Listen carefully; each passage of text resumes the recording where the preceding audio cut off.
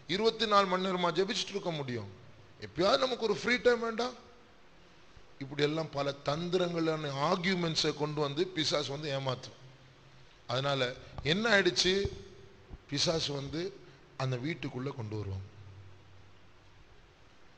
செங்கல்பட்டில் ஒரு ஒரு ஒரு மீன் கதை சொன்ன தெரியுமா? பிசாசு வந்து ஒரு வீட்டுக்குள்ள அந்த அதாவது பிசாசு வந்து ஒரு வீட்டுக்கு வந்தானோ, வந்துட்டு அவங்க வீட்டில் ஒரு ஆணி மாத்திரம் அடிச்சுட்டு போற. அப்போ இவர் யோசிச்சாரு, ஆணி அடிக்கிறதுல என்ன தப்பு? ஆணி சும்மா ஒரு ஆணி ஒரு சுவரில் அடிச்சுட்டு போற, இதுல என்னங்க இருக்கு அப்படின்னு சொன்ன. சரி நீ சரி ஒன்றும் இல்லைன்னு அடிச்சுட்டு போனோம். அப்போ பிசாசு வந்து அடிச்சுட்டு போயிட்டாங்க. அடுத்த நாள் ஒரு கூடையோட வரான். இது என்ன அது கூடை? இல்லை சும்மா ஆணி பார்த்துட்டு போலான்னு வந்தேன் அப்படின்னு. ஏங்க அடிக்கடியில் அப்படி வர முடியுது? ஏன் ஆணி தானே அது, நீ தானே இடம் கொடுத்த, அப்போ ஏன் ஆணியை நான் பார்த்துட்டு போகிறதுல என்ன தப்பு? சரி பார்த்து போன கூட அதில் தொங்க வச்சுட்டு போயிட்டார். இது என்னது இது அப்படின்னு. என் கூட என் ஆணி, நீ என்ன இது என்னன்னு கேட்க முடியும்? அப்போ ஒன்றும் சொல்ல முடியல. அடுத்த நாள் கருவாடு மீனை கொண்டு வந்தாங்க. இது என்னது இது? ஆமாம் நான் கூடையில் வைக்க போகிறேன். அதெல்லாம் ஒத்துக்க மாட்டேன் நான். என்னுடைய கருவாடு, என்னுடைய கூடை, என்னுடைய ஆணி, நீ எப்படி தடை பண்ணலாம்? வச்சுட்டு போயிட்டான். அதுக்கப்புறம் அந்த மனுஷனுக்குள்ளே இருக்க முடியல, அவர் காலி பண்ணிட்டு போயிட்டார். பிசாசு உள்ள வந்துட்டு. இப்படி தான் பிசாசு தந்திரமாக ஸ்டெப்பாக கிரேஸ். ஃபர்ஸ்ட்டு இதில் என்னங்க தப்பு? இது சாதாரண விஷயம் தானே, எல்லாரும் பார்க்கறது தானே, ரொம்ப மோசமான கெடுதலான ஒன்றுமே இல்லை, நல்லதை பாரு, இதில் என்ன இருக்கு, உனக்கு கண்ட்ரோல் இல்லையா? சூப்பரான ஆர்குமெண்ட் வச்சு இப்படியே தந்திரமா உள்ள கொண்டு வந்துடுவான் பிசாஸ். அப்புறம் கொஞ்ச நாள் அவன் போயிடுவான். ஏன்னா நம்ம வந்து செஞ்ச வாக்கின்படி நம்ம இருக்கணும் இல்லையா? அதனால நியூஸ் மட்டும்தான் இருக்கும், வேற எதுவுமே கேட்க மாட்டோம். அப்படி குறிப்பிட்ட டைம் தான், 15 மினிட்ஸ்னா 15 மினிட்ஸ், அதுக்கு மேலே டிவி பார்க்க மாட்டோம். கரெக்டாக போயிடுவோம். கொஞ்ச நாள் பொறுத்து ஒரு அவசியமான ப்ரோக்ராம் ஒன்று பார்க்க வேண்டியிருக்கும். ஒன்று ரெட்டை கோபுரம் இடிஞ்சு விழுந்திருக்கும், இல்லைன்னா யாராவது பெரிய மந்திரி செத்து போயிருப்பாங்க. ஐயோ முக்கியமான நியூஸ், இப்போ போடுப்பா, என்னப்பா என்ன நடந்து பார்ப்போம். அப்புறம் கொஞ்சம் எக்ஸ்ட்ரா டைம் கூடிடுச்சு. அப்புறம் கொஞ்ச நாள் பொறுத்து யாராவது பக்கத்து வீட்டில் கிரிக்கெட் மேட்ச்சில் 6 அடித்தாங்க, 4 அடித்தாங்க, எல்லாம் கை தட்டுறாங்க. சும்மா இதில் தப்பு கிடையாது, ஸ்போர்ட்ஸ் தானே, இது ஆம்லெஸ், ஆபாசம் ஒன்றும் இல்லையே. சரி ஆன் பண்ணிப்பார். அது 1/2 மணி நேரம், 3/4 மணி நேரம், 1 மணி நேரம் டைம் கூடியே போயிடுச்சு. திடீர்னு பார்த்தா அங்கே தூர்தர்ஷன் கேந்திராவில் பவர் கட் ஆயிருக்கும். சாரி ஃபார் தி பிரேக் அப்படின்னு சொல்லிட்டு ஏதாவது சர்க்கஸ் ஒன்று போடுவாங்க. இது நல்லா இருக்கு. இப்படியே படிப்படியாக பிசாசு ஏமாத்திட்டு கொண்டு. இது ஏன் இவ்வளோ எக்ஸ்பர்ட்டாக சொல்கிறேன்னா, நான் இதில் மாட்டினேன், அதனால தான் சொல்கிறேன் நான். அதனால அது வெளியே வரத்துக்கு எவ்வளோ நாள் ஆயிடுச்சு தெரியுமா? இது ஒரு பெரிய பாதாள குழி இது. அதனால ஏமாந்து போட்டால் இழுத்துட்டே போகும். இது பல இதில் ஒரு எக்ஸாம்பிள் தான். அதனால இப்போ நம்ம ஜெபிக்க போகிறோம். எந்தெந்த வீட்டில் டிவி இருக்கோ எல்லா வீட்டில் அந்த டிவி வெளியே போகணும். நீங்கள் நம்புறீங்களோ இல்லையோ, லண்டனில் ஒரு ஃபெய்த்தோம் இருக்கு, ஒரு வீட்டில் டிவி இல்லை. ஒரே ஒரு விசுவாசி, பழைய விசுவாசி, அவர் வீட்டில் தான் டிவி இருக்கு, மற்ற ஒரு வீட்லையும் டிவி இல்லை லண்டனில். இந்தியாவில் நமக்கு என்ன, ஒரு 7 தேசம்தான். அப்போது ஆண்டவர் இந்த ஜெயத்தை தரணும். எனக்கு தெரியும். இது ஏன் இது ஒரு வல்லமைன்னு சொல்கிறேன்னா, ஒரு சில வருஷங்களுக்கு முன்னாடி ஒரு விசுவாசி, அவங்க வீட்டில் டிவி இருக்கு, அவங்க நைட்டில் சொப்பனம் பார்த்துருக்காங்க. அந்த டிவி மேலே ஒரு பெரிய சர்ப்பம், பச்சை கலர் சர்ப்பம் அப்படியே உட்காந்துட்டு இருக்கு. அவங்க வீட்லேயும் அவங்களுக்கு டிவிக்கு மேலே சர்ப்பம் உட்கார்ந்து அவங்களே பார்க்குறாங்க. அடுத்த நாள் பயம் போயிடுச்சோம். ஐயோ சர்ப்பம் உட்கார்ற மாதிரிப்பா, சீக்கிரமாக எடுத்துகிட்டு போகணும், சீக்கிரமாக எடுத்துடணும், நம்ம அது என்னன்னு தெரியல, என்ன பண்ணோன்னு சொல்லி தெரியுது. ஆனால் 2-3 நாள் தாமதம் ஆயிடுச்சு. சொப்பனம் ரொம்ப ஃப்ரெஷ்ஷாக இருக்காது இல்லையா, கொஞ்ச நாள் பொறுத்து அது போயிடுச்சு. அது அங்கே தான் இருக்குது, இன்ன வரைக்கும் அங்கே தான் இருக்குது. அது பார்த்து 3-4 வருஷம் ஆயிடுச்சு. அதுதான் அது வல்லமை, அது விடாது, அது லேசில் அது போராடிட்டே இருக்கும், அது அங்கே தான் இருக்கும். இன்னொரு வீட்டில் நான் பார்த்தேன், நான் குடுவாஞ்சேரியில் அவங்க 2 பிள்ளைங்க அடிக்கடி சிக்காவுறாங்க, அடிக்கடி சிக்காவுறாங்க. அப்புறம் திடீர்னு அவங்க பார்த்தா மேலே யாரோ ரூஃபில் நடக்கிற சத்தெல்லாம் கேட்கும் நைட்டில். அந்த டைம்ல யார் நடக்கிறாங்க மேலன்னு பயப்படுவாங்க. கொஞ்ச நேரம் பொறுத்து அந்த சத்தம் அப்படியே போய் அந்த பில்டிங் ஓரத்தில் அப்படி இறங்கி வருது கேட்டு டிவி கேபிள் வழியா அது இறங்கி வருது சத்தம். அப்படியே டிவி பக்கமா வந்துட்டு அப்படியே சத்தம் மாறுது. அப்புறம் பார்த்தா பிள்ளைங்க சிக்காயிடுவாங்க. அவங்களே சொன்னாங்க. அப்புறம் ஜெபிச்சு போராடி டிவியை எடுத்த உடனே பிள்ளைங்க நல்லாயிட்டாங்க. அப்ப என்ன அர்த்தம்? அந்த கேபிளே பிசாசுக்கு வந்து ரோட் ஆயிருச்சு. அதனால இந்த காரியங்கள்லாம் இன்னும் நிறைய இருக்கு. நான் இப்பவே சொல்லி திருக்கூட சண்டே மார்னிங் சர்வீஸ்ல ஒரு நாள் ஆண்டவர் ஏவும் போது நான் சொல்லுவேன், இதுல எவ்வளவு பிசாசுடைய சரக்கு இருக்கு அப்படின்னு சொல்லி நம்ம அறியணும். அதனால நாம் இப்பொழுது நம்முடைய கண்களை மூடுவோம். இந்த பாயிண்ட்டுக்காக நாம் ஜெபிக்க போகிறோம். இது ஒரு வல்லமை, இது ஒரு பிசாஸ். எந்த வேகத்தோடு ஒரு அலையாக அது தமிழ்நாட்டுக்குள்ள வந்ததோ அதே வேகத்தோடு எந்த வீடுகளுக்குள்ள இது தீமையாய் நுழைந்திருக்கிறதோ அதே வேகத்தோடு திரும்பி போக வேண்டும். ஏனென்றால் இதை தாமதம் பண்ணினால் அந்த சர்ப்பம் அங்கே இருக்கும்படியாக அவர்களை மனதை வஞ்சித்து கொண்டே இருக்கும். அங்கே இருந்து இருந்து அதை பார்த்து பார்த்து இயேசு வரும்போது கைவிடப்படுவார்கள். அதற்கப்புறம் வெளியே போட்டு பிரயோஜனம் இல்லை. இப்பொழுது விசுவாசிகள் தீர்மானம் எடுக்க வேண்டும். அதற்கேற்ற ஒரு வல்லமை உள்ள ஜெபத்தை ஜெபிக்க ஆரம்பிப்போமாக. ஆவிக்குள்ளாகி போராடி அந்த வல்லமையை கட்டி ஜெபிப்போமாக.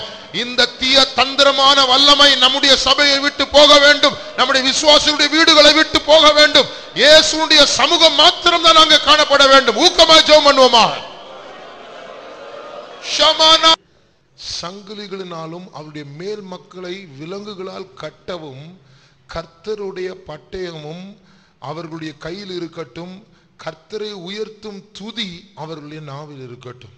இந்த கனம் அவருடைய பரிசுத்தவான்களுக்கு உரியது. அப்போ இதனுடைய அர்த்தம் என்னன்னா, பிசாசனுடைய ராஜாக்களை கட்ட வேண்டும் என்றால் நம்முடைய ஆயுதங்களில் ஒரு ஆயுதம் தான் கர்த்தரை உயர்த்தும் துதி. ஆண்டவரை உயர்த்தி ஸ்தோத்திரம் ஸ்தோத்திரம் ஸ்தோத்திரம் என்று சொல்ல சொல்ல அந்த அந்த அந்த தீய சக்திகள் மத்தியில் இருக்கிற ராஜாக்கள் கட்டப்படுவார்கள். அதான் வசனம் சொல்லுகிறது. ஆகையால் இப்பொழுது நாம் துதிக்க போகிறோம். நாம் ஸ்தோத்திரம் பண்ண போகிறோம். ஸ்தோத்திரம் பண்ணும் பொழுது இந்த டிவிக்கு பின்னாடி ஒரு ராஜா இருக்கும். ஒவ்வொரு வீட்டுக்கும் இந்த டிவியை கொண்டு வந்ததான பிசாசு கூட்டத்தின் ஒரு தலைமையில் இருக்கிற ஒரு பிசாசு இருக்கும். அவன் இன்றைக்கு கட்டப்பட வேண்டும். அந்த துதிகள் மத்தியில் ஆண்டவருடைய வல்லமையான மகிமை இறங்கி தூதர்கள் இறங்கி அந்த தீய தூதனை சங்கிலிகளால் கட்டி போட வேண்டும். அப்படிப்பட்ட ஒரு செயல் உண்டாகி கர்த்தர் விடுவிக்கிற ஆண்டவராய் இருக்கிறபடியால் உற்சாகத்தோடு கர்த்தரை உயர்த்த ஆரம்பிப்போமாக. கர்த்தரை உயர்த்தும் துதிகள் நம்முடைய உதடுகளில் இருந்து புறப்படட்டும். ஆண்டவரை உயர்த்தி ஸ்தோத்திரம் ஸ்தோத்திரம் ஸ்தோத்திரம் என்று சொல்லிக் கொண்டே இருப்போமாக. கொஞ்சம் நேரம் ஆண்டவரை துதிக்கொண்டே இருப்போமாக. துதி செய்ய தொடங்கினான் கர்த்தர் யுத்தம் செய்ய தொடங்குவார். துதி செய்ய தொடங்கினான் கர்த்தர் யுத்தம் செய்ய தொடங்குவார். அஸ்திவாரம் அசைந்திடும் சாத்தான் அஸ்திவாரம் அசைந்திடும். அஸ்திவாரம் அசைந்திடும் சாத்தான் அஸ்திவாரம் அசைந்திடும். துதி செய்ய தொடங்கினார் கர்த்தர் யுத்தம் செய்ய தொடங்குவார். துதி செய்ய தொடங்கினார் கர்த்தர் யுத்தம் செய்ய தொடங்குவார். அஸ்திவாரம் அசைந்திடும் சாத்தான் அஸ்திவாரம் அசைந்திடும். அஸ்திவாரம் அசைந்திடும் சாத்தான் அஸ்திவாரம் அசைந்திடும். துதி செய்ய தொடங்கினார் கர்த்தர் யுத்தம் செய்ய தொடங்குவார். துதி செய்ய தொடங்கினார் கர்த்தர் யுத்தம் செய்ய தொடங்குவார். அஸ்திவாரம் அசைந்திடும் சாத்தான் அஸ்திவாரம் அசைந்திடும். அஸ்திவாரம் அசைந்திடும் சாத்தான் அஸ்திவாரம் அசைந்திடும். துதி செய்ய தொடங்கினார் கர்த்தர் யுத்தம். நாம் துதிக்க துதிக்க கர்த்தருடைய வல்லமை இறங்கிக் கொண்டே இருக்கிறது. கர்த்தர் யுத்தம் செய்ய தொடங்குவார். அஸ்திவாரம் அசைந்திடும். சாத்தானுடைய ராஜாக்களின் அஸ்திவாரங்கள் நிர்மூலமாக்கப்பட்டு கொண்டிருக்கிறது. அஸ்திவாரம் அசைந்திடும்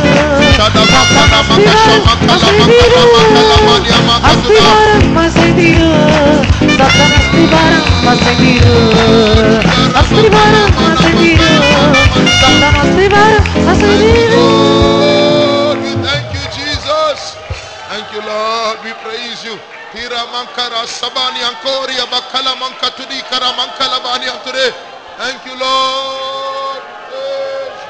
Thank you, Jesus. Ribanka samtudankara mankala yasuram tiyankara behe. Thank you, Lord. Yeswe, Yeswe, Uraba, Aziaba, Nibaraba. கர்த்தர் நம்முடைய ஜெபத்தை கேட்டிருக்கிறார். இது சும்மா ஜெபம் இல்ல, இது வல்லமையான ஜெபம். நாம் ஜெபிக்கும் போதே வானமண்டலங்களில் ஒரு பெரிய யுத்தம் ஆரம்பித்திருக்கிறது. அந்த டிவியின் மூலமா ஜனங்களை வஞ்சிக்கிற வல்லமைகள் பாதிக்கப்பட ஆரம்பிக்கப்பட்டிருக்கிறது. ஏனென்றால் நம்முடைய சார்பில் ஒரு பெரிய சேனை புறப்பட்டு அந்த வல்லமைகளை வெட்டி கொண்டிருக்கிறார்கள். கர்த்தர் பெரியவராய் நம்மத்தில் எழும்பி இந்த காரியத்தில் கர்த்தர் சபையை சுத்திகரிக்க போகிறார். அதற்காய் விசுவாசத்தோடு கரங்களை உயர்த்தி கர்த்தரை ஸ்தோத்திரிப்போமாக. ஸ்தோத்திரம், ஸ்தோத்திரம். நான் ஒரு உதாரணத்தை சொன்னேன் தானே. ஒரு சர்ப்பத்தை பற்றிய ஒரு சொப்பனத்தை கண்டும் அந்த டிவியை எடுக்க முடியாமல் இருந்தார்கள். ஏனென்றால் அந்த காரியத்தில் பிசாசு அந்த வீட்டில் ஒரு அஸ்திபாரமே போட்டு விட்டான். ஆனால் நாம் துதிக்கும் போது சாத்தானின் அஸ்திபாரங்கள் அசைந்திடும். ஆகையால் எங்கெல்லாம் ஜனங்கள் இதை பார்க்க வேண்டும் என்று தீவிரமாக இருக்கிறார்களோ, இதை பற்றி கவனமற்றவர்களாக இருக்கிறார்களோ, அந்த அஸ்திபாரம் இன்றைக்கு தகர்க்கப்பட்டிருக்கிறது. விசுவாசத்தோடு நாம் கர்த்தரை ஸ்தோத்திரிப்போம். Thank you, Lord. We praise you. நாம் நாளைக்கு நடக்க போகிறதான இந்த ஆராதனையில தேவன் அவருடைய குணமாக்கும் வல்லமை வெளிப்பட வேண்டும். இதற்காக நாம் ஊக்கமாய் ஜெபிக்க போகிறோம். ஆண்டவர் நம்மை சுகப்படுத்த அவர் சித்தமா இருக்கிறார். ஆனால் சில நேரத்தில் அவர் சோதனைகளை நம்முடைய விசுவாசத்தின் வளர்ச்சிக்காக அனுமதிக்கிறார். அப்போ அவர் அனுமதிக்கும் போது நாம் அதை பற்றி வெளிப்பாடு இல்லாம நாம் அதை வேறு விதத்தில் அதை தீர்க்க போறோம். உதாரணமா உங்க பிள்ளைங்க எக்ஸாமுக்காக படிக்க வேண்டிய அந்த முந்தின நாள்ல தூங்குறாங்க, விளையாடிட்டு இருக்கிறாங்க, டிவி பார்க்குறாங்க. உங்களுக்கு எவ்வளவு துக்கம் இருக்குமோ அவ்வளவு துக்கம் ஆண்டவருக்கு இருக்கும். நமக்கு எக்ஸாம் வரும்போது, வியாதி வரும்போது நம்ம வெளிப்பாடு இல்லாம மருத்துவத்தை தேடணும். என்ன அது விசுவாசத்தை வளர வைக்கணும்னு சொல்லிட்டு ஒரு டெஸ்ட் கொடுத்தா உடனே டெஸ்ட்டை பத்தி கவனிக்கணும், காப்பி அடிக்கிற மாதிரி பண்ணியாச்சு. இப்போ மருத்துவத்தை தேடுவோன்னு சொல்ற போது எக்ஸாம்ல பிட் அடிக்கிற மாதிரி, காப்பி அடிக்கிற மாதிரி, அது லீகல் கிடையாது. அப்போ உடம்பு சுகமாயிடும், ஆனா விசுவாசத்துல வளர மாட்டோம். இப்போ நாளைக்கு ஆண்டவர் நமக்கு ஒரு பெரிய அழைப்பை கொடுத்திருக்கிறார். அந்த அழைப்புக்கு பெரிய விசுவாசம் தேவை. அந்த விசுவாசம் வளரணும்னு சொன்னா first standard, second standard, third standard, fourth standard முடிச்சு தான் +2 படிக்கணும். அதனால இந்த சின்ன காரியத்தில் விசுவாசத்தை கட்டி எழுப்பி அந்த பெரிய விசுவாசத்தை அடையணும்னு சொல்லிட்டா இப்போ ஆண்டவர் பரீட்சை கொடுக்குறாரு. இதுலயே படிக்கணும்னு பையன் கிளாஸ் ஃபர்ஸ்ட் வர பையன் தான் பக்கத்தில் உட்கார்றான். நல்ல பிரச்சனை இல்லை, எனக்கு படிக்காட்ட கூட. அது மாதிரி தான் அது. விசுவாசத்தை வளரணும், ஜெபிக்கணும், முட்டில நிற்கணும், ஃபாஸ்டிங் எடுக்கணும், தேவ சத்தத்தை கேட்கணும். அதை பற்றி இல்லைன்னா சும்மா சிம்பிள் பக்கத்தில் இருக்குல்ல ஃபார்மசி, அங்கே போயிடலாம், அப்படி ட்ரீட்மெண்ட் எடுத்துடலாம். அதனால இது பைபிளில் இருக்கு. நீதிமொழிகள் 23ஆம் அதிகாரம் 23ஆம் வசனம்.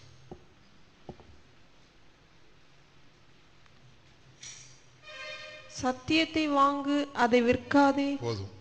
சத்தியத்தை வாங்கு, அதை விற்காதே. சத்தியத்தை பெற்றுக்கொள் என்று சொல்வதற்கும் சத்தியத்தை வாங்கு என்று சொல்வதற்கும் என்ன வித்தியாசம்?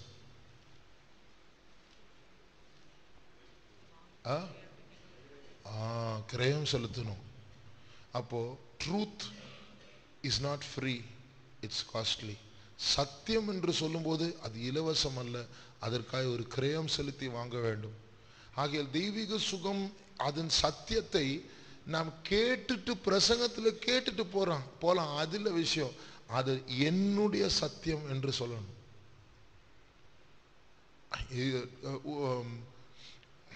ஒரு ஒரு ஆண்டவர் ஒரு வெளிப்பாடை கொடுத்தால் அந்த வெளிப்பாடு நம்முடைய பிரமாணமாய் மாறுகிறது.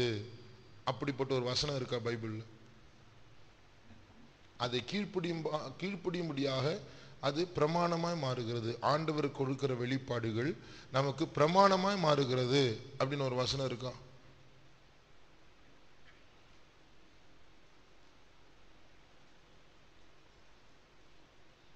புதன்கிழமை பைபிள் ஸ்டடியில் இந்த வசனம் சொன்னேன் நான்.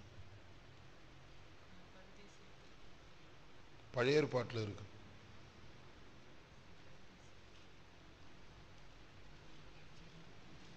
டோரால இருக்கு. டோரான்னு சொன்னா முதல் 5 புஸ்தகங்கள் சேர்த்து எபிரேய பதம். அது முதல் 5 புஸ்தகங்களுக்கு தோரா. அப்போ அதுல இருக்கு, முதல் 5 புஸ்தகங்கள் இருக்கு.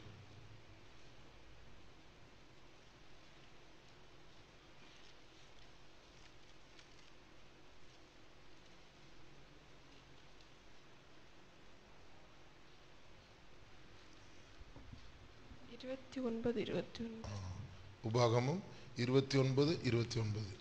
மறைவானவைகள் நம்முடைய தேவனாகிய கர்த்தருக்கே உரியவைகள், வெளிப்படுத்தப்பட்டவைகளோ இந்த நியாய பிரமாணத்தின் வார்த்தைகளின்படி எல்லாம் செய்யும்படிக்கு நமக்கும் நம்முடைய பிள்ளைகளுக்கும் என்றென்றைக்கும் உரியவைகள். நமக்கும் நம்முடைய பிள்ளைகளுக்கும் என்றென்றைக்கும் உரியவைகள். அப்ப என்ன அர்த்தம்? அந்த வெளிப்பாடு என்னுடையது அப்படின்னு மாறணும். அந்த பிரமாணம் எனக்கு கொடுக்கப்பட்டது, எனக்கு சொந்தமானது, தெய்வீக சுகம் எனக்குரியது அப்படின்னு சொன்னா அந்த சத்தியத்தை வாங்கணும். ஆண்டவர் வெளிப்பாட கொடுத்துட்டார், இப்ப அதை வாங்கணும்னு சொன்னா அந்த சத்தியம் சோதிக்கப்பட்டு என்னுடைய ஜீவத்துல அது சொந்தமா மாறணும். அப்போ அது ஒரு வல்லமையா மாறும். அப்போ நான் அடுத்தது நான் அந்த சத்தியத்தை பற்றி தைரியமா தெளிவா பேசலாம், எனக்கு பயம் இருக்காது. அப்போ எல்லா விசுவாசிகளும் இந்த தெய்வீக சுகத்தின் சத்தியத்தை வாங்க வேண்டும். அதனால நாளைக்கு நடக்க போகிறதான கூட்டத்தில் எல்லாரும் அந்த சத்தியத்தை வாங்கக்கூடியதான, கிரயத்தை செலுத்தக்கூடியதான ஆயத்தம் உள்ளவர்களாய் மாற வேண்டும். ஏனென்றால் இது சிபிஎம் உபதேசம், இது மனுஷனுடைய உபதேசம். இது ஆண்டவர் பைபிள்ல கொடுக்கல அப்படின்னு சொன்னா வேணாம், தேவையில்லை, எல்லாரும் மறந்தெடுப்போம். இல்ல, இது கர்த்தரால் கொடுக்கப்பட்ட உபதேசம், இயேசுடைய வருகைக்காக இது அவசியம் அப்படின்னு சொன்னா வேற வழி இல்லை. அதுக்காக நம்ம கிரயம் செலுத்தி தான் ஆகணும். அப்போ ஒரு சிம்பிள் கொஸ்டின், அதாவது நம்முடைய ஊழியக்காரங்க என்ன சொல்றாங்க, நம்முடைய பரிசுத்தவான்கள் முற்பிதாக்கள் என்ன சொல்லுகிறார்கள்? தெய்வீக சுக எடுக்காதவங்களுடைய சரீரம் மீட்கப்படாது அப்படின்னு சொல்றாங்க.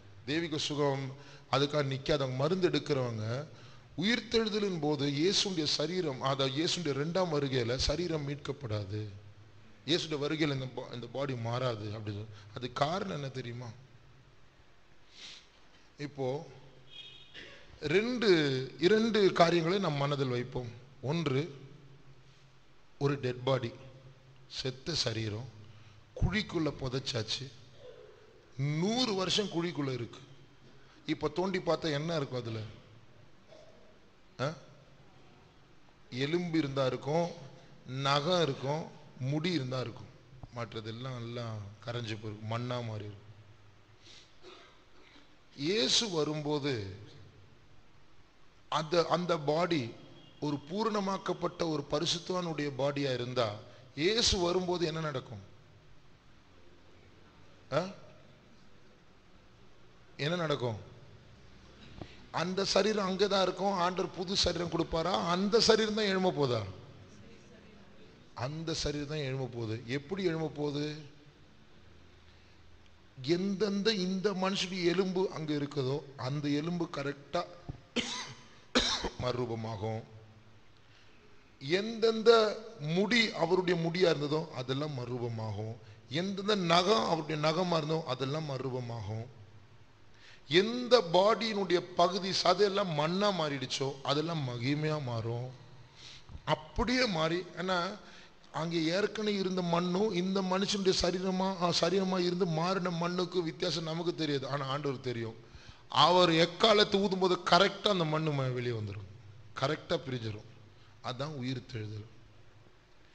இதை நம்புறவங்க எல்லாம் கை தூக்குங்க. அல்லேலூயா. செத்து போய் அழுகி போய் மண்ணாய் போய் குழிக்குள்ள புதைக்கப்பட்ட அந்த சரீரத்தை ஆண்டவர் எக்காலம் ஊதி எழுப்ப முடியும். ஆனா உயிரோடு இருக்கிற, ஆனா வியாதியா இருக்கிற சரீரம் அது SRM ஹாஸ்பிட்டல் போய் தான் சுகமாகும். இது என்ன லாஜிக்கிங்க? இது என்ன நியாயம்? அப்ப என்ன, எது பெரிய காரியம்? அழுகி போகிற மண்ணா போன சரீரம் உயிர்ப்பிக்கப்படுறது பெரிய காரியமா, சிக்கா இருக்கிற சரீரம் உயிர்ப்பிக்கிறது பெரிய காரியமா? நீங்க சொல்லுங்க. அழுகி போன சரீரம் உயிர்ப்பிக்க பெரிய காரியம். அப்போ நம்முடைய மூளை பாருங்க, பெருசை நம்பி அல்லேலூயா சொல்லுது, சின்னதை நம்ப முடியல. அதனால என்ன அர்த்தம் சொன்னா, இந்த சின்னதை நம்பாம ஒரு வியாதி வரும்போது ஐயோ எனக்கு பயமா இருக்குங்க அப்படின்னு சொல்லிட்டு நம்ம ட்ரீட்மெண்ட் எடுத்தா, இப்போ உயிர்த்தெழுதல் உண்மைன்னு சொல்லி அல்லேலூயா சொன்னாலும் நம்முடைய இந்த சின்ன விசுவாசம் இல்லை அப்படின்னு சொல்லும்போது பெரிய விசுவாசம் இல்லைன்னு தான் அர்த்தம் வருது. அதனால இதுக்கே உயிருள்ள சரீரத்தை உயிர்ப்பிக்க கூடியதான விசுவாசம் எனக்குள்ள இல்லைன்னு சொல்லும்போது, அந்த குழிக்குள்ள புதைக்கப்பட்ட சரீரம் அது நான் இருதயத்துல விசுவாசிக்கல, எல்லாரும் சொல்றாங்க அதனால விசுவாசிக்கிறேன், பைபிள் எழுதியிருக்காங்க அதனால விசுவாசிக்கிறேன் அப்படின்னு ஒரு மேலோட்டமான விசுவாசம் தான். அது இருதயத்துல நம்பக்கூடிய விசுவாசம் இல்லை. அதனால சின்னதே நம்ப முடியலன்னா பெருசு நடக்காது, அதான் அர்த்தம். அதனாலதான் பரிசுத்தவான்கள் சொல்லுகிறார்கள், மருந்து எடுக்கும் போது உயிர்த்தெழுதலின் சரீரம் வராது, அது அங்கே இருக்கும். கொஞ்ச நாள் பொறுத்து ஒருவேளை கடைசி வரிசையில எழும்பலாம், அப்ப புதிய பூமி மட்டும்தான் கிடைக்கும். அப்ப அது எவ்வளவு ஒரு பாதிப்பு பாருங்க. ஆனா நம்ம எல்லாம் சீரியஸா எடுக்கணும். இது உண்மையா பொய்ன்னு சொன்னா விட்டுறலாம். இந்த சபை கெட்டு போன சபை, துருபதேசம் பேசுறாங்க இந்த சபையில, வேணாம். அதுக்கா நம்ம போராடி சத்தியத்துக்கு நிற்போம். ஆண்டு இந்த உபதேசத்தை நிர்மூலமாகட்டும்.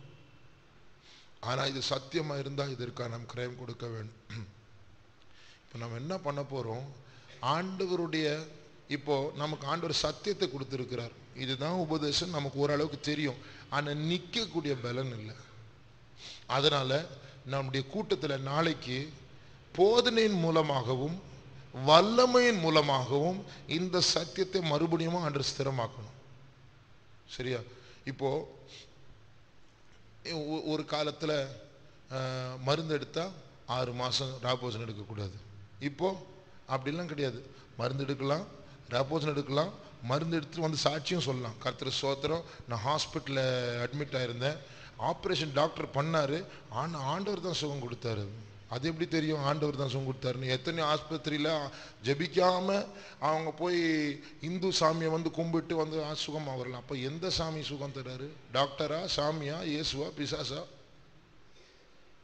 அதனால உண்மை வெளிப்படணும், உண்மை வெளியே வரணும். இது சத்தியமா இருந்தா நாளைக்கு ஆண்டவர் நம்மோடு பேசணும். இது சத்தியமா இருந்தா அதனுடைய வல்லமை நாளைக்கு வெளிப்படணும்.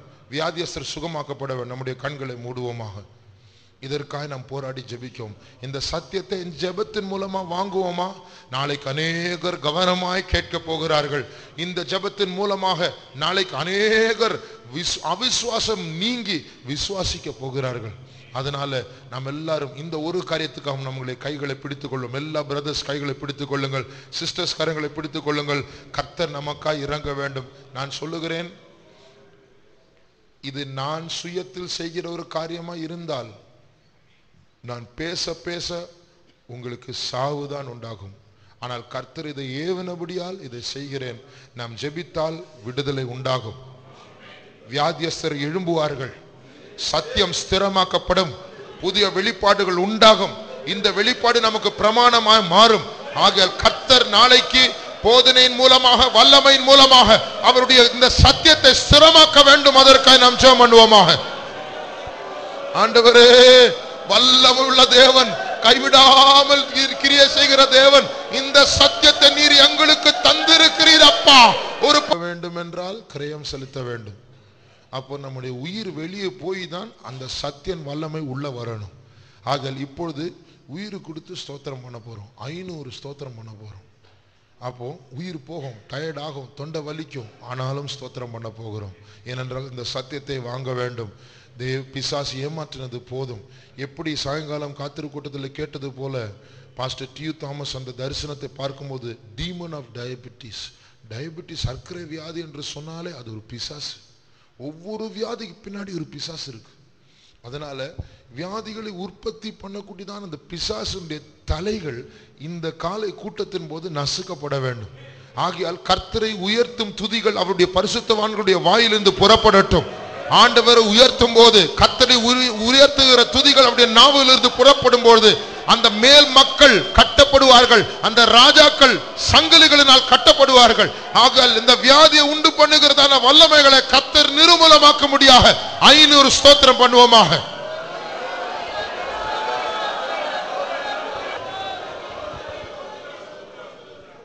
ஆண்டவர் ஒரு வாக்குத்தத்தத்தை தருகிறார்.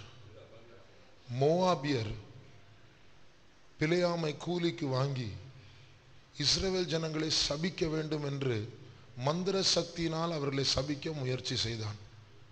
ஆனால் இஸ்ரவேலுக்கு விரோதமாக மந்திரவாதம் இல்லை, குறி சொல்லுதலும் இல்லை என்று அந்த மந்திரவாதியே சொல்லிவிட்டு போய்விட்டார்.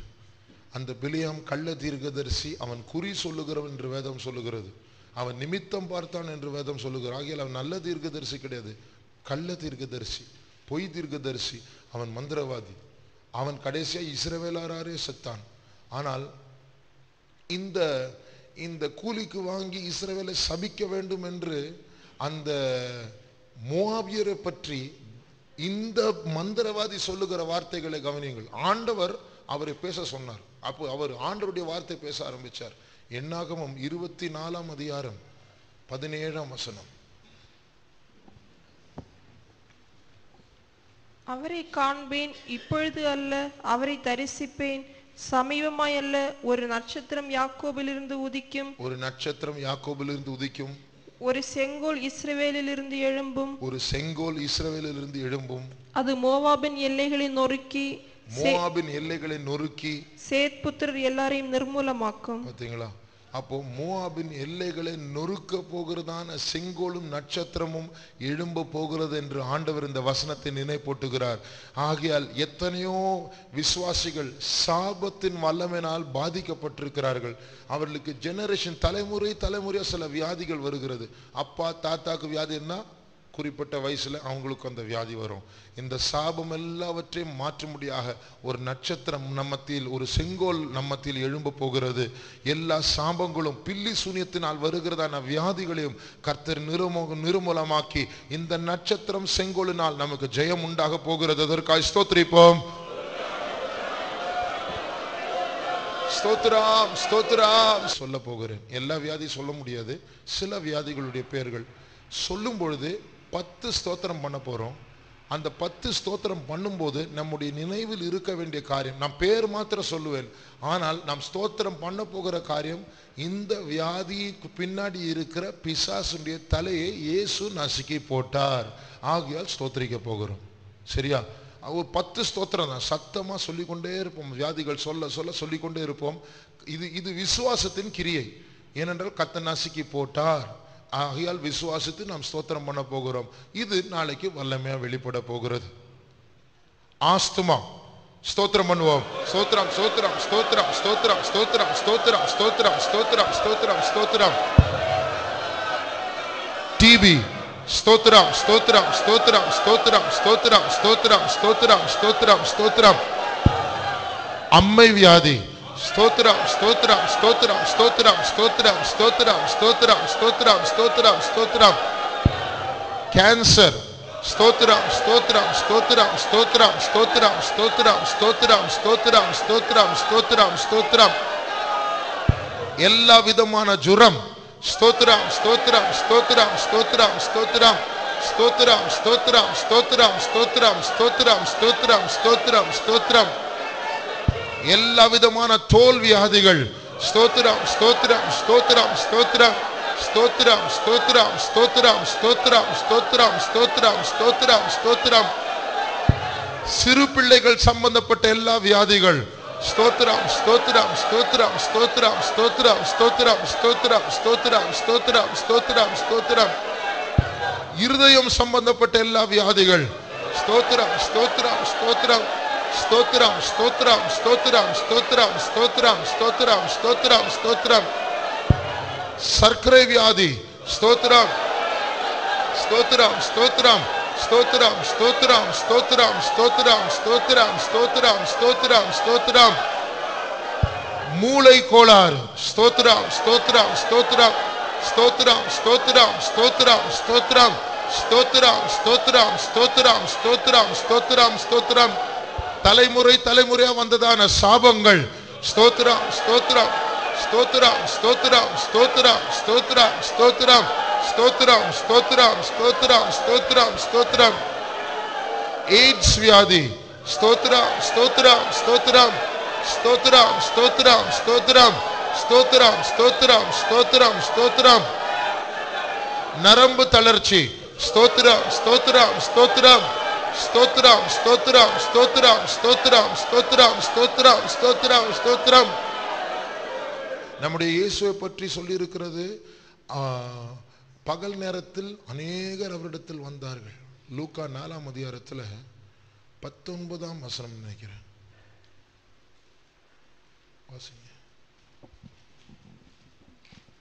கர்த்தருடைய அனுக்கிரக வருஷத்தை பிரசித்தப்படுத்தவும் அதில் அதுக்கு அவர் ஃபாஸ்டிங் முடிச்சுட்டு அவர் ஊழியம் செய்ய ஆரம்பிக்கிறார். அந்த டைமில் நிறைய பேர் வந்தாங்க அவர்கிட்ட. அப்பொழுது பகல் முழுவதும் அவர்களை வியாதிகள் எல்லாம் சுகமாக்கினார். எத்தனாவது வருஷம்?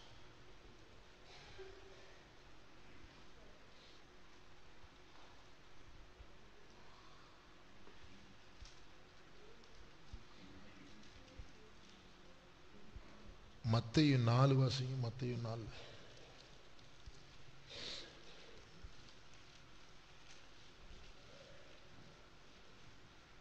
4:23.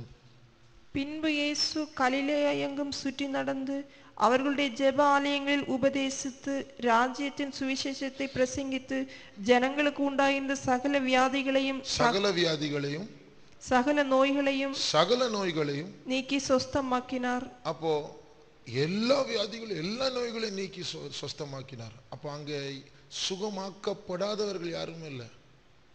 அதனால நம்ம சில மிரக்கிள் ஒர்க்கர்ஸ் எல்லாம் பார்க்குறோம்ல, பென்னிஹின் இப்படிப்பட்டவங்கெல்லாம் அவங்க அந்த வீல் சேரெல்லாம் தூக்கிட்டு நடந்து போகிறாங்க நிறைய பேர். ஆனால் எத்தனை பேர் சுகம் ஆகலை அதை காட்ட மாட்டாங்க. சும்மா போனவங்களாம் நிறைய பேர் இருப்பாங்க, அதை காட்ட மாட்டாங்க. ஆனால் இயேசுடைய கூட்டத்தில் ஒருத்தரும் சும்மா போல, சகல வியாதிகளை அவர் குணமாக்கினார். அந்த இயேசு நம்மத்தில் இந்த காலை ஆராதனையில் அவர் வெளிப்பட்டு நட்சத்திரமாக செங்கோலாக வெளிப்பட்டு அவருடைய அதிகாரத்தை அவர் காண்பிக்க போகிறார். அதற்காக ஸ்தோத்திரிப்போம். ஸ்தோத்திரம் ஸ்தோத்திரம் ஸ்தோத்திரம் ஸ்தோத்திரம் ஸ்தோத்திரம் ஸ்தோத்திரம் ஸ்தோத்திரம் ஸ்தோத்திரம். நான் கவனிச்ச ஒரு காரியம் என்னவென்றால், ஒரு இடத்துல ஒரு கன்வென்ஷன் வைக்கும்போது உடனே ஆத்துமாக்கள் வரமாட்டாங்க. குடுவாஞ்சேரியில் கன்வென்ஷன் நடத்தும் போது கன்வென்ஷன் முடிச்சுட்டு எத்தனை ஆத்துமாக்கள் வந்தாங்க தெரியுமா? ஒரு ஆத்துமா கூட வரல. அனகாபுத்தூரில் கன்வென்ஷன் வச்ச பிறகு எத்தனை ஆத்துமாக்கள் வந்தாங்க தெரியுமா? ஒரு ஆத்துமா வரல. ஆனால் சில வாரங்கள் கழித்து சில பேர் வர ஆரம்பித்தாங்க, நிறைய பேர் வர ஆரம்பித்தோம். அப்போது தேவனுடைய செயல்கள் சில நேரத்தில் உடனடியாக தெரியாது, சில நேரத்தில் அப்புறம் தெரியும். அந்த குஷ்டரோகிகளை ஆண்டவர் அனுப்பி நீங்கள் போய் ஆசாரியத்தில் உங்களை காட்டிக்கொள்ளுங்கள் அப்படின்னு சொல்லும்போது போகிற வழியில் சுகமாயிட்டாங்க. உடனே சுகமாகலை, போகிற வழியில் சுகமாக. அதுபோல் நமக்கு சில சுகங்கள் உடனடி நடக்கும், ஆனால் நிறைய சுகங்கள் சீக்கிரமாக நம்ம மத்தியில் நடக்க போகுது. ஏனென்றால் இது என்ன நடக்கும் செய்கிறோன்னு சொன்னால், ஒரு வல்லமை உற்பத்தி செய்கிற இந்த நேரத்தில் இப்படிப்பட்ட ஜெபங்கள் மூலமாக, நம்முடைய ஆராதனை மூலமாக அந்த பவர் வெளிப்பட்டு அந்தந்த நேரத்தில் ஆண்டவர் குறித்த அந்த நேரத்தில் ஆசீர்வாதம் உண்டாக முடியும் அவர் செய்வார். ஆகையால் அந்த கூட்டத்திலும் ஆண்டவர் பலத்த காரியங்களை செய்ய போகிறார், அதற்கு அப்புறமும் ஆண்டவர் காரியங்களை செய்ய போகிறார். அதற்காக ஸ்தோத்திரிப்போம். ஸ்தோத்திரம் ஸ்தோத்திரம் ஸ்தோத்திரம். Praise you Lord, we praise you. இன்றைக்கு நாம் ஒரு சிறையிருப்பில் காணப்படுகிறோம். பெரிய வல்லமை வெளிப்படாமல் இருக்கிறது. ஆனால் இப்படிப்பட்ட செயல்கள் விசுவாசத்தினால் விதைக்கிறது. நம்பிக்கையினால் விதைக்கிறது. நம்பிக்கையோடு விதைக்கிறவன் கம்பீரத்தோடு அறுப்பான். அதற்காக ஸ்தோத்திரிப்போம். ஸ்தோத்திரம், ஸ்தோத்திரம், ஸ்தோத்திரம், ஸ்தோத்திரம், ஸ்தோத்திரம். உடைய ஒரு பாஸ்டர் இப்படி கிண்டலா சொன்னாரு, நம்ம மத்தியில என்ன அற்புதம் நடக்குது, வீல் சேர்ல வர்றவன் ஸ்ட்ரெச்சர்ல திருப்பி போறான் அப்படின்னு. என்னது? வீல் சேர்ல வர்றவன் ஸ்ட்ரெச்சர்ல திருப்பி போகணும். ஜெபிச்சு பிரயோஜனம் இல்லை, இன்னும் மோசம் ஆகுது. அதான் அவர் சொல்ல வர்றார். ஆனால் ஒரு நாள் வரப்போகிறது, மரித்தவர்கள் எழும்ப போகிறார்கள். ஆகையால் இந்த முயற்சிகள் அதற்காகவும் ஒரு ஆயத்த முயற்சியா இருக்கிறது. அதற்காக ஸ்தோத்திரிப்போம். ஸ்தோத்திரம், ஸ்தோத்திரம், ஸ்தோத்திரம், ஸ்தோத்திரம், ஸ்தோத்திரம். ஜெபங்களை கர்த்தர் கேட்டார். அதற்காக கர்த்தரை ஸ்தோத்திரிப்போம். ஸ்தோத்திரம், ஸ்தோத்திரம், ஸ்தோத்திரம், ஸ்தோத்திரம், ஸ்தோத்திரம், ஸ்தோத்திரம், ஸ்தோத்திரம், ஸ்தோத்திரம், ஸ்தோத்திரம். சண்டே ஸ்கூல் ஊழியங்களை கர்த்தர் ஆசீர்வதிக்க வேண்டும். அதற்காக ஸ்தோத்திரிப்போம். ஸ்தோத்திரம், ஸ்தோத்திரம், ஸ்தோத்திரம், ஸ்தோத்திரம், ஸ்தோத்திரம், ஸ்தோத்திரம், ஸ்தோத்திரம், ஸ்தோத்திரம், ஸ்தோத்திரம், ஸ்தோத்திரம். யாபேஸ் ஊழியத்தை கர்த்தர் ஆசீர்வதிக்க வேண்டும். அதற்காக ஸ்தோத்திரிப்போம்.